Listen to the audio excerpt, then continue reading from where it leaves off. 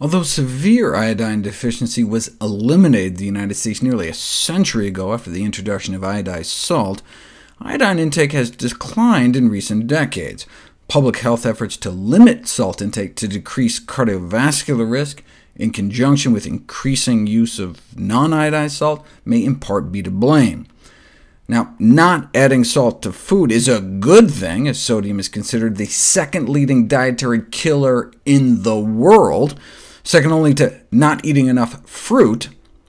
But if you do add table salt, make sure it's iodized, as it is a myth, and often also false advertising, that so-called natural sea salt contains significant amounts of iodine.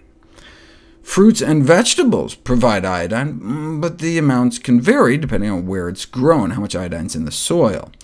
Because iodine is particularly important for fetal brain development, there's a recommendation that all U.S. women who are pregnant, lactating, or even planning a pregnancy should ingest dietary supplements containing 150 micrograms of potassium iodide per day.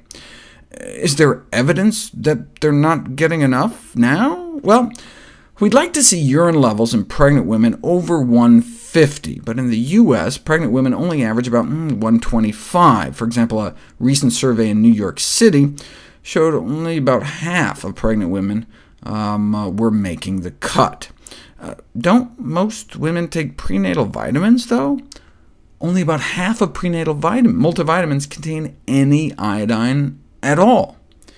And so only about 1 in 5 pregnant women in the U.S. are following the recommendations of the American Thyroid Association to take a daily iodine supplement, specifically in the form of potassium iodide rather than seaweed, as the levels in seaweed are subject to natural variability.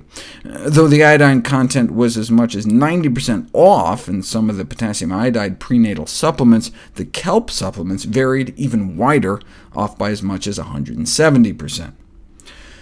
Now, the American Thyroid Association admits they don't have evidence that the current borderline insufficiency levels are leading to undesirable outcomes, and so their rationale that all pregnant women take iodine supplements is a bit tenuous.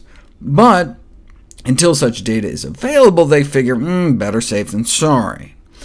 A randomized, placebo-controlled interventional trial would answer the question once and for all, but the existing evidence for iodine supplementation during pregnancy is so convincing that it would be considered unethical to randomize pregnant women to a placebo.